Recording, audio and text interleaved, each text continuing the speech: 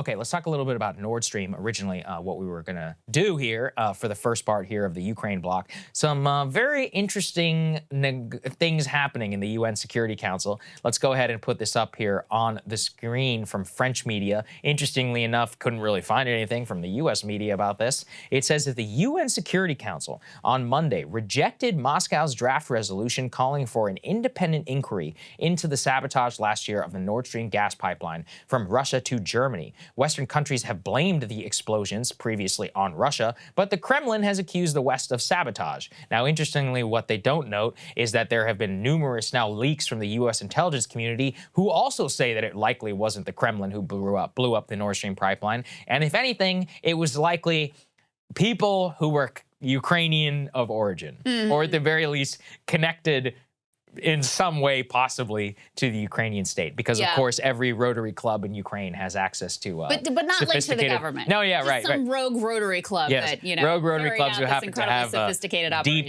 training about how to blow up underwater. Who amongst us doesn't have that type of training? Seems really highly credible. Yeah, any guy with a PADI certificate can do this, right? Of course, yeah, absolutely.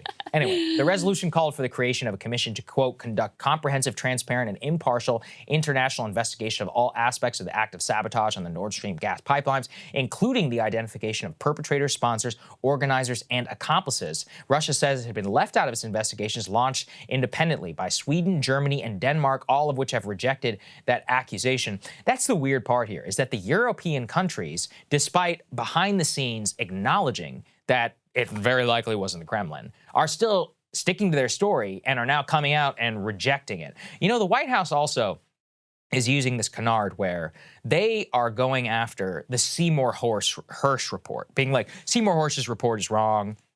He says America blew up the Nord Stream pipeline, all of that. Well, first of all, I don't know if he's wrong or not. I mean, he's a pretty credible Pulitzer Prize-winning journalist. You should watch the the interview that he did with Ryan Grimm and Emily Jasinski if you're interested. But they continue to cling to that and deny that, rather than deny also their own intelligence community, which is coming out. I mean, I don't know if you saw the latest update, Krystal. They're like, yeah, there were 6 guys in a boat, and they were Ukrainian, and those are the guys who blew up the Nord Stream pipe. Nobody knows who they are. I'm like, first of all, that's bullshit, if you ask me, that nobody knows who they are. What was it? It was like they were backed up by a secret backer or something like that. I'm like, well, I'll let you surmise who that might be. Again, the point being that— have 3 initials. Sure. Is Russia bad faith? In many regards, yes.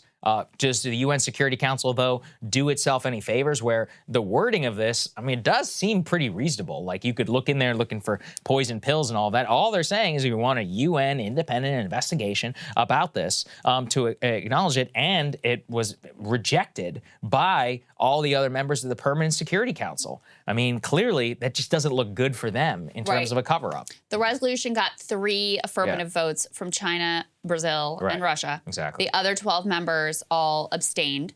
What it called for specifically was the creation of a commission to conduct comprehensive, transparent, and impartial international investigation of all aspects of the act of sabotage on the Nord Stream 1 and 2 gas pipelines, including identification of its perpetrators, sponsors, organizers, and accomplices. According to this reporting, there had originally been some kind of hot language in there, basically like accusing the U.S. of being involved. That got stripped out before it was put to a vote to try to make it, you know, at least appear very neutral on its face. And I think that Russia has a point here when they say they've been left out of investigations launched by Sweden, Germany, and Denmark. Okay, I might understand that. But also, we are not actually getting any information out of those investigations. Instead, we're reliant on these very selective leaks and allegations made through, you know, close administration allies in the Western press. That's really the only insight that we're getting into whatever they claim to have found here.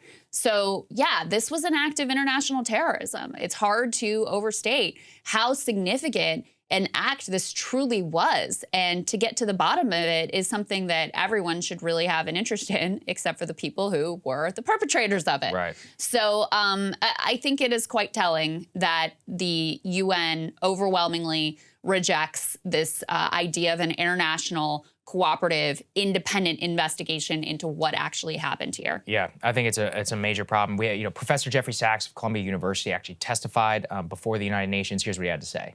The destruction of the Nord Stream pipelines on September 26th 2022 constitutes an act of international terrorism and represents a threat to the peace.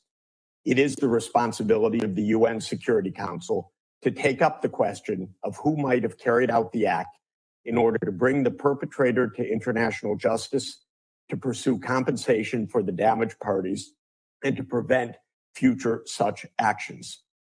The consequences of the destruction of the Nord Stream pipelines are enormous.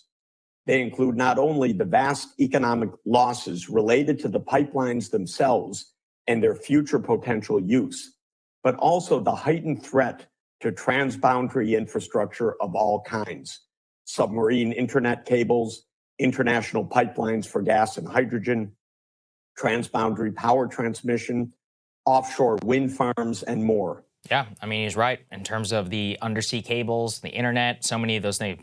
There was, what was it, several years ago that one of the undersea cables had an issue and the internet was at risk for like all of Europe or something like that. Do you remember that, the transatlantic cable? Yeah. Look, there's a lot of stuff underneath the sea. When we start blowing stuff up and messing with it, it acts as sabotage.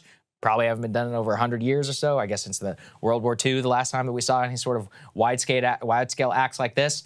It's going to be a major problem. And all of this is just a long way of saying we should all want to know what happened to the Nord Stream pipeline, unless you're one of the people who blew it up. Yes. So maybe that's one of the reasons that you rejected it. Complete shutdown of all Ukrainian Rotary clubs until we figure out what the hell is going on Correct. here. Hey guys, ready or not, 2024 is fully upon us now, and Saagar and I have been brainstorming ways that we can really up our game for this critical election. Yeah, we rely on our premium subs to expand our coverage, to add staff, to upgrade the studio. We just want to give you the best independent coverage of this election, which is possible. So if you can help us out, become a premium subscriber today, breakingpoints.com, or the link is down here in the description video. It really means the world to us, and if you like what we're all about, this is the best possible way to keep us 100% independent, working only for you.